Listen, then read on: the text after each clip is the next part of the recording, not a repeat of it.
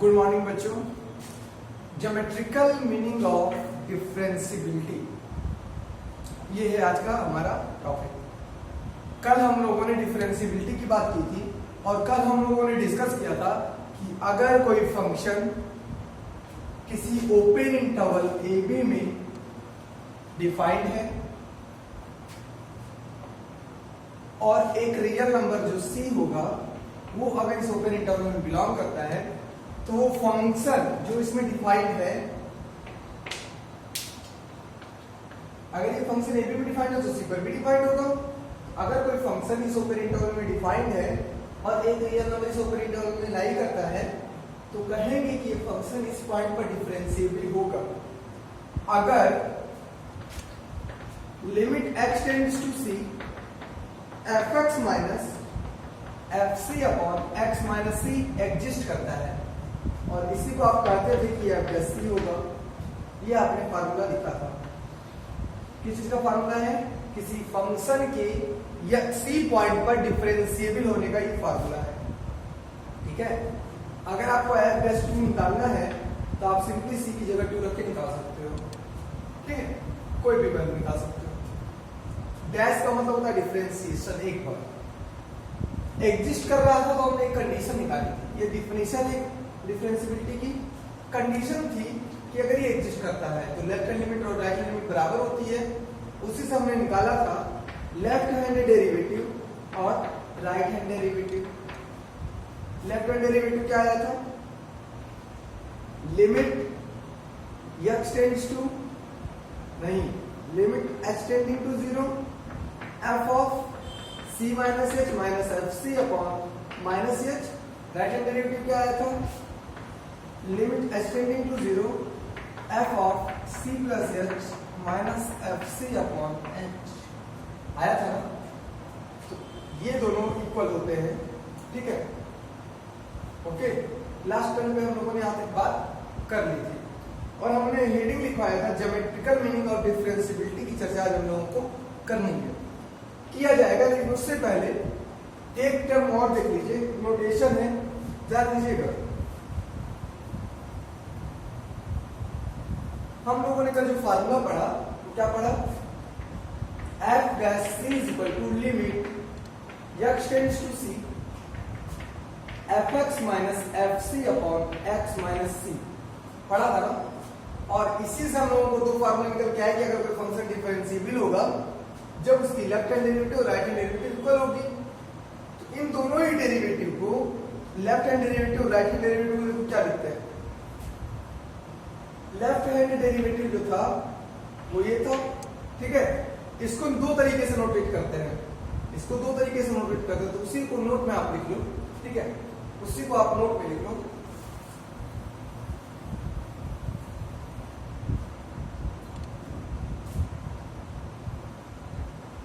Note, left hand derivative at x equal to c को हम लोग लिखते क्या है? Limit x tends to c नहीं, limit h tending to 0 f of c minus h minus f c upon minus h, ये लिखते हैं ना। और इसी को रिप्रेजेंट करने का जो तरीका होता है, देखो, इसको हम लोग f डैश c भी लिख सकते हैं। ठीक है, c पर डिफरेंशिएशन है, लेफ्ट से हो चाहे राइट से हो, बात तो एक ही होती है। या फिर इसको हम लोग f डैश c माइनस भी लिख सकते हैं, या फिर इसको हम लोग l f डैश c भी लिख सकते हैं। कई सारे नोटेशन है। लेफ्ट हैंड डेरिवेटिव को ये फार्मूला होता है, f डैश c भी लिख सकते हैं क्योंकि f डैश c इसके बराबर भी होता है और इसे c आया था। तो दोनों ही फंक्शन का डिफरेंशिएशन ही बता रहा है। ये c के टेंडिंग में बता रही है, h के टेंडिंग में बता रहा है। ठीक है, ये भी फंक्शन का डिफरेंशिएशन बता रहा है किस पॉइंट पर? c पॉइंट पर। और ये भी फंक्शन का डिफरेंशिएशन बता रहा है किस पॉइंट पर? c पॉइंट पर। फर्क क्या है इसमें? x जिस पॉइंट पर टेंड कर रहा है उसी पॉइंट पर डिफरेंशिएबिलिटी चाहिए। यहाँ पर h टेंडिंग टू 0 उसके सेकंड स्टेप पर। ठीक है, इसी को f डैश c माइनस भी कहते हैं, मतलब फंक्शन का डिफरेंशिएशन है ना, लेफ्ट से। या फिर l का मतलब होता है left hand derivative of function f at x equal to c। Okay, right hand derivative को क्या लिखते हैं? Limit h tending to 0 derivative f of c plus h minus f c upon H.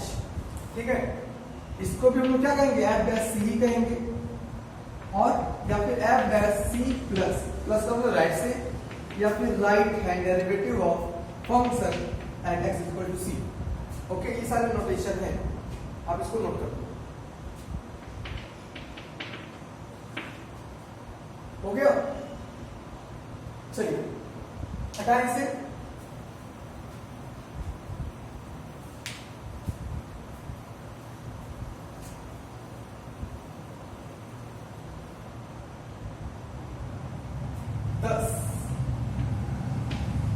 इसका मतलब एफ डैश सी फंक्शन का differentiation at x equal to c को हम लोग क्या क्या लिख सकते हैं, limit x tends to c f x minus f c upon x minus c, this is total differentiation. Limit s tending to zero f of c minus h minus f of c upon minus h, this is left hand derivative. Limit h tending to 0 f of c plus h minus f of c upon h, this is right hand derivative। तो ये तीनों चारों ही आपस में equal होते हैं।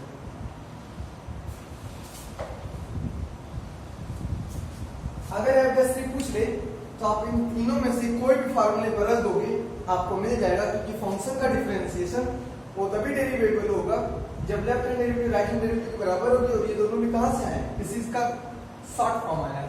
ठीक है,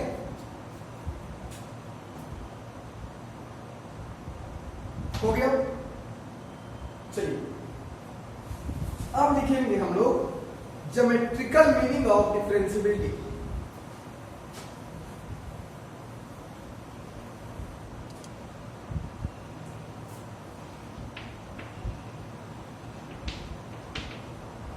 geometrical meaning of differentiability।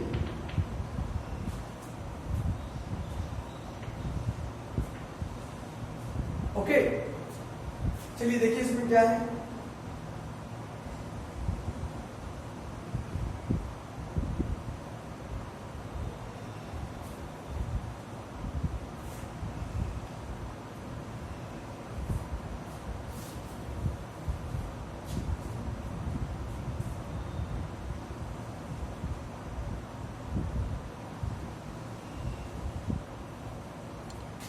This is y axis, this is x axis। ठीक है, एक कर्व ले लीजिए आप, ले लिया, ये कर्व क्या है, fx है ना। ये कर्व a से लेकर के b तक में डिफाइंड है।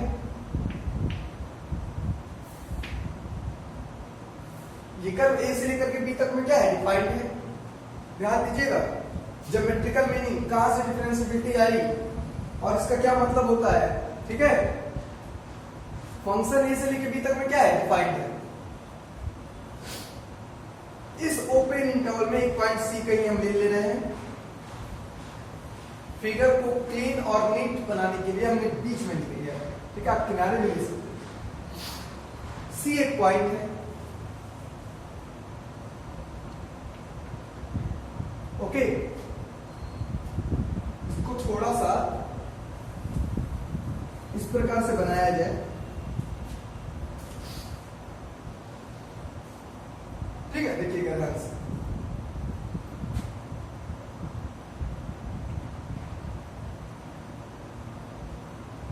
C की करस्पॉन्डिंग, C किसकी वैल्यू है, x is equal to C है ना। यहां से यहां तक की डिस्टेंस कितनी है, यहां से यहां तक की डिस्टेंस है आपकी c। ओके, चलिएगा ध्यान दीजिएगा, यहां पे x की वैल्यू c है, हमारा फंक्शन है y इक्वल टू fx। अगर x की वैल्यू c रखोगे तो y की वैल्यू क्या आएगी, fc आएगी। तो ये हाइट कितनी हो जाएगी एफ सी, यह हाइट कितनी होगी एफ ऑफ सी। साथ साथ बनाते चलिएगा। ये पॉइंट मान लीजिए पी है, क्या पॉइंट है पी, ओके। इसका कोऑर्डिनेट क्या हो जाएगा, पी का कोऑर्डिनेट क्या हो जाएगा C comma F C, okay.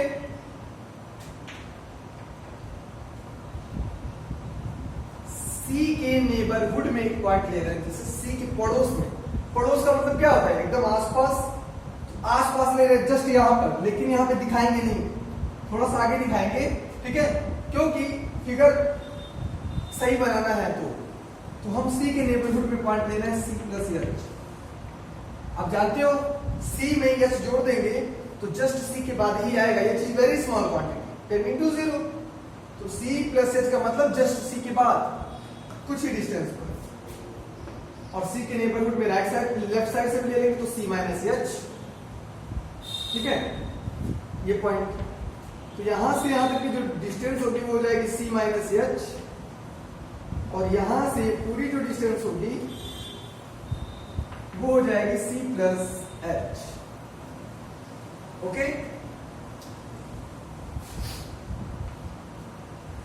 C plus h के करस्पॉन्डिंग जो हाइट आएगी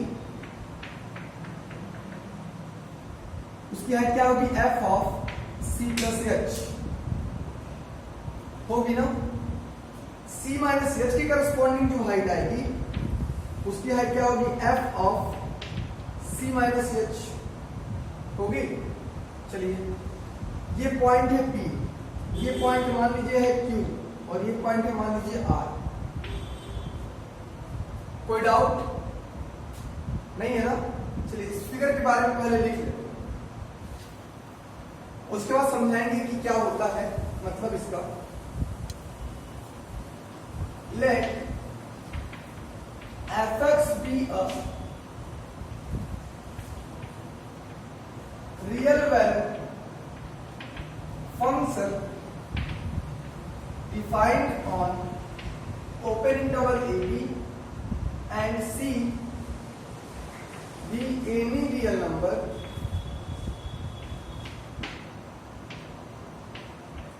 such that c belongs to open interval ab, okay. Let q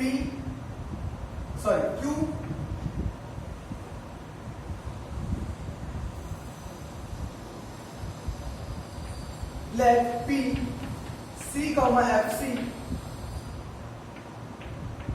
be a point where function fx is differentiable, then we choose two neighboring points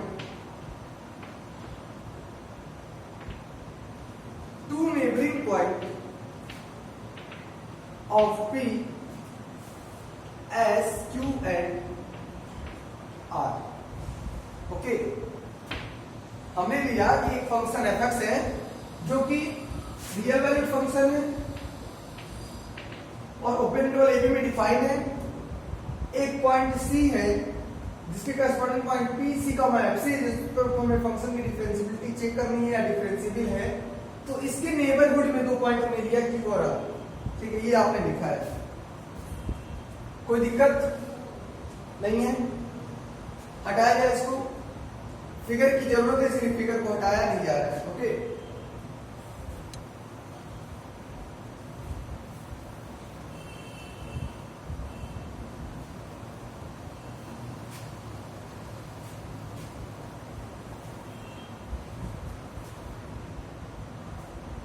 चलिए देखिएगा यहाँ पे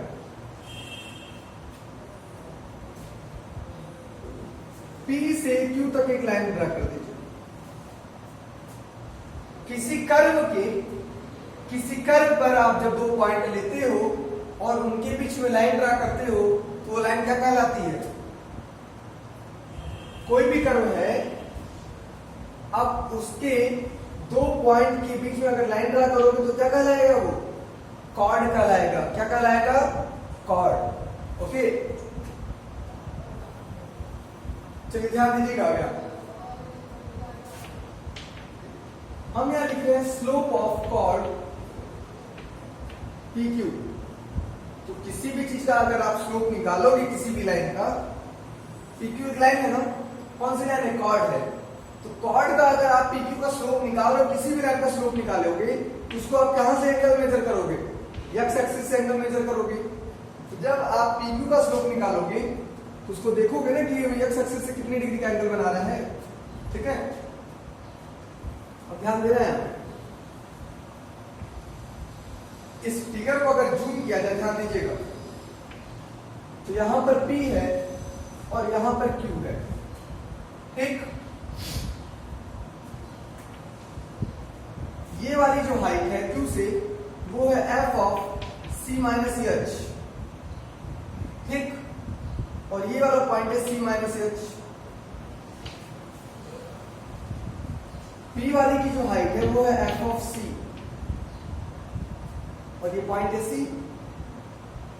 ये है आपका ओरिजिन। इसी फिगर को मैं जूम करके दिखा रहा हूं।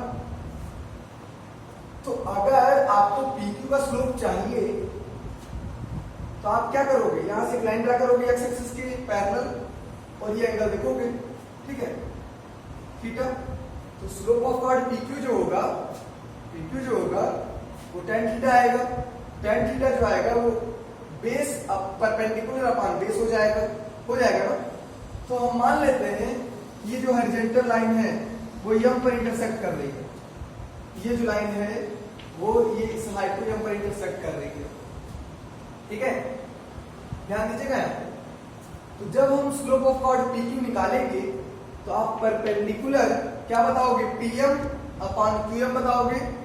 बेस परपेंडिकुलर है PM और बेस है QM। देखो कोई दिक्कत नहीं है ना इसमें।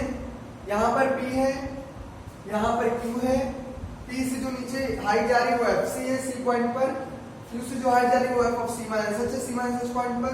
तो ओरिजिन से डिस्टेंस C माइनस H होगा और ओरिजिन से डिस्टेंस C होगा। ठीक है, चलो अब हमें PM चाहिए। What is PM? तो PM चाहिए तो आप PC माइनस इस पॉइंट को माइनस कर दो। PM चाहिए आपको, तो ये बड़ा वाला हाइट क्या है? FC में से इस छोटे वाले हाइट को माइनस कर दो तो आपको PM मिल जाएगा ना। तो बड़ी वाली हाइट क्या है? FC है। और QM, सॉरी PM बड़ी वाली हाइट क्या है? FC है। उसमें से छोटी वाली हाइट को माइनस करना है। तो छोटी वाली हाइट क्या है? F of C minus H। F of C minus H लिखा। QM पे आइए, QM पे आइए। What is QM? तो आप ओरिजिन से C तक का डिस्टेंस निकालोगे। ये C, QM इतनी है होगी ना। अगर ये डिस्टेंस C है, ये C माइनस H है, तो आप इसको क्या लिख सकते हो? H। कैसे? पूरी डिस्टेंस C में से C माइनस H को माइनस कर दो। पूरी डिस्टेंस C में से C माइनस H को माइनस कर दो। ठीक है, तो आपको मिल जाएगा F of C minus H upon H। मिल गया। अब इस जूम वाले फिगर को हटा दिया जाए। चलिए,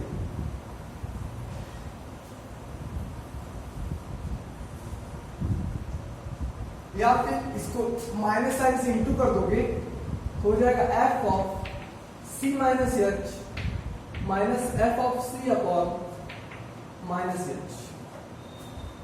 ठीक है, कोई दिक्कत नहीं। अब हम क्या करेंगे? हम लिखेंगे यहां पर, देखो ये अगर देख रहे होगे तुम लोग ये क्वांटिटी, तो आपको लेफ्ट हैंड डेरिवेटिव की याद आ रही होगी कि लेफ्ट हैंड डेरिवेटिव वाला फार्मूला है, बस यहाँ पे लिमिट नहीं लगा है। तो लिमिट लगा दो।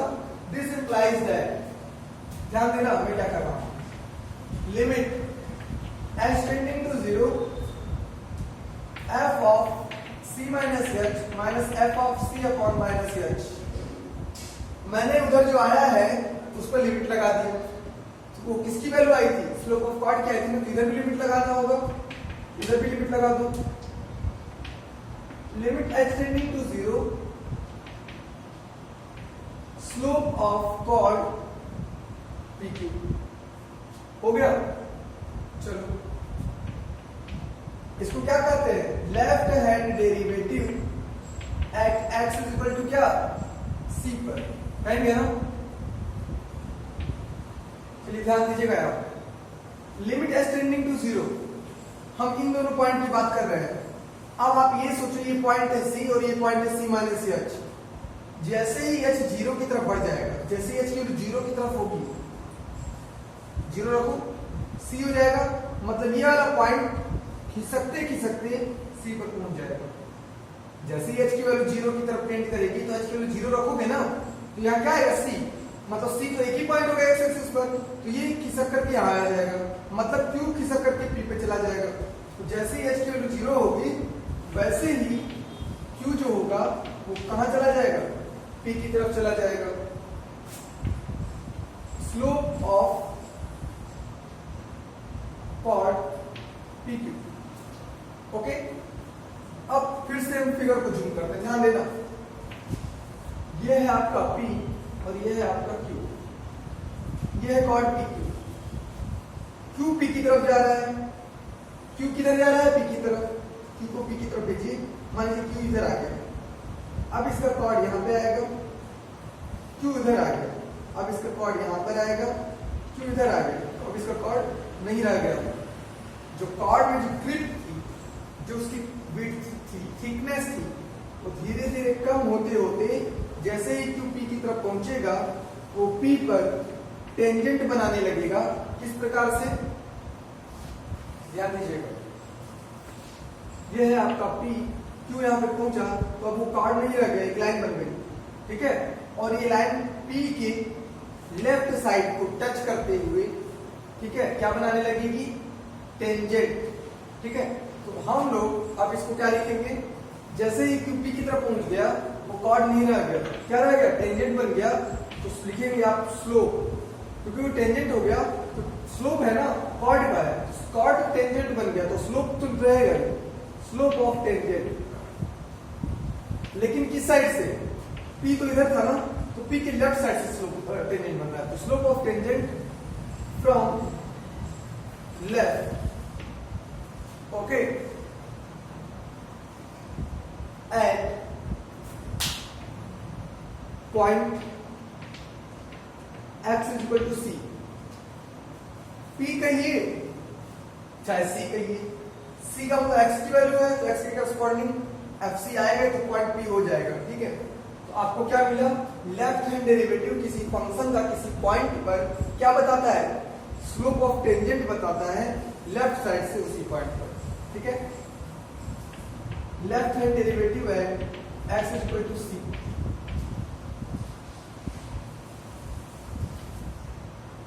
लेफ्ट हैंड डेरिवेटिव जो होगा किसी फंक्शन का किसी पॉइंट पर क्या बताएगा, उस फंक्शन के कर्व का टेंजेंट का स्लोप बताएगा, किधर से, लेफ्ट साइड से, किस पॉइंट पर, C, ओके। इसको नोट करिए।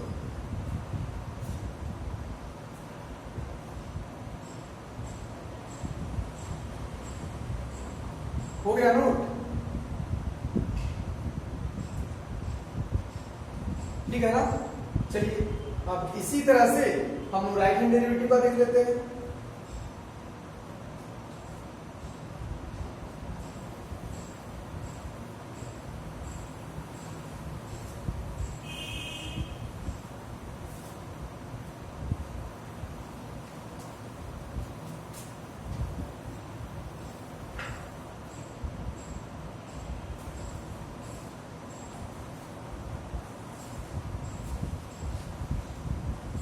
चलिए हम एक लाइन ड्रा करिए पी आर, तो पी आर भी इस कर्व के दो पॉइंट से के बीच में एक लाइन है, ये भी कॉर्ड हो गए, तो आप लिखोगे यहाँ पे स्लोप ऑफ कॉर्ड, कौन सा, पी आर, ठीक है।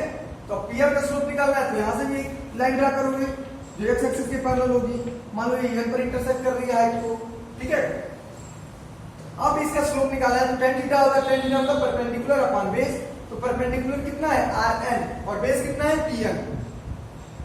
तो Rn अपॉन Pn। अब Rn की बात आती है, Rn कैसे निकालोगे? Rn इतनी लेंथ है, Rn निकालने के लिए आप यहां से यहां तक की लेंथ निकाल लो, उसमें से ये वाली लेंथ है ना माइनस कर दो। तो यहां से यहां तक की लेंथ कितनी है? f of c plus h है, और यहां से यहां तक की लेंथ कितनी है? fc है, तो माइनस कर दिया अपॉन pn। p से n तक की लेंथ चाहिए, मतलब ये वाली लेंथ चाहिए आपको। ये वाली लेंथ निकालनी है तो आप यहां से यहां तक की लेंथ निकालो, c प्लस h निकली हुई है, उसमें से इतना माइनस कर दो तो आपको ये मिल जाएगा, ठीक है।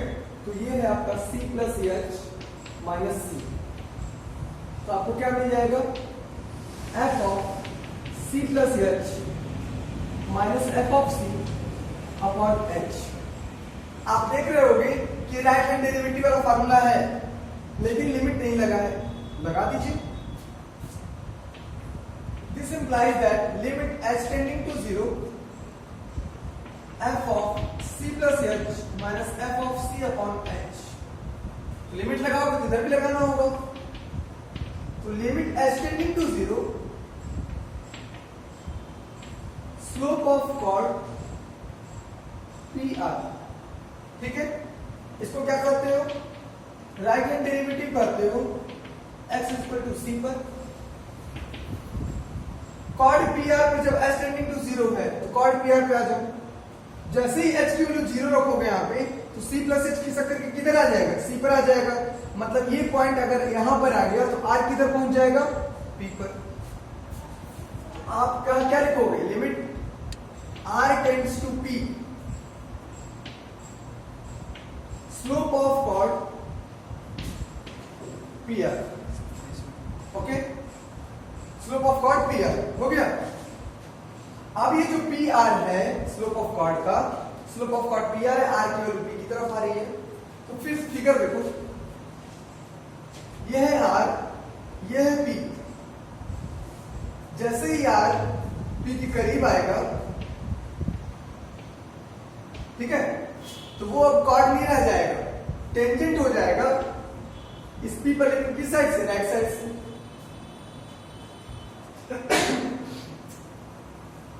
तो क्या लिखोगे? ये कुछ और नहीं है, ये स्लोप बता रहा है लेकिन कॉर्ड का नहीं है, क्योंकि r p की तरफ टेंट कर रहा है। स्लोप ऑफ टेंजेंट, ठीक है। फ्रॉम कहां से? From right. किस पॉइंट पर? x इक्वल टू c पर। तो right hand derivative x equal to c पर राइट किसी फंक्शन का राइट हैंड डेरिवेटिव किसी पॉइंट पर क्या बताता है? उस फंक्शन के कर्व के टेंजेंट के स्लोप बताता है, ठीक है, राइट साइड से c पॉइंट। क्लियर? इसको भी नोट कर लीजिए।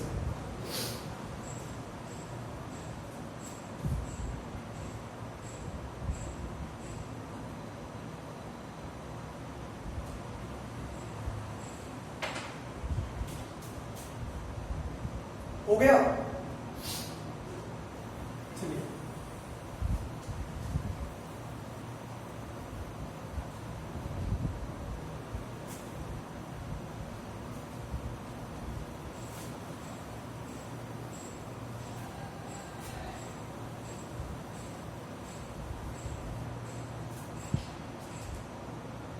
एक क्वेश्चन है आपसे,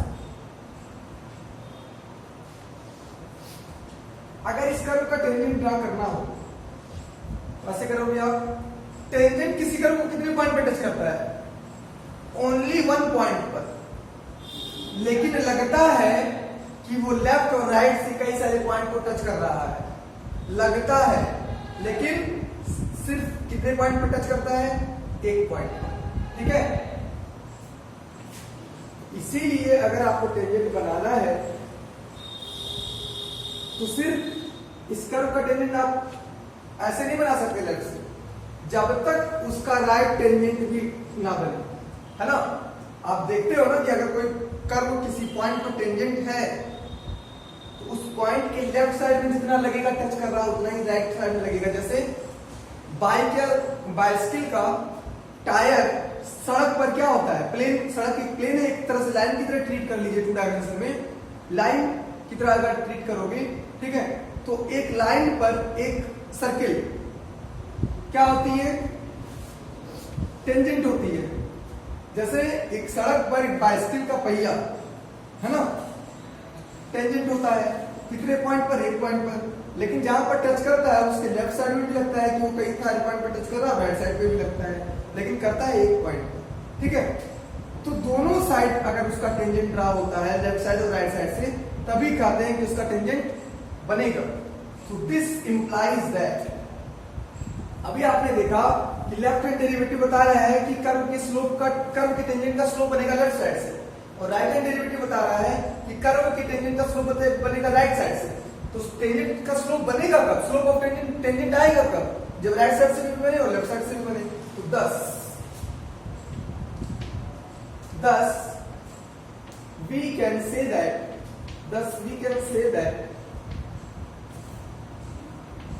differentiation of a function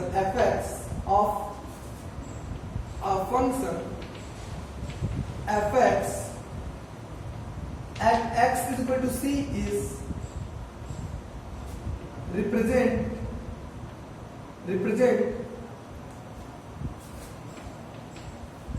slope of tangent of curve at x is equal to c।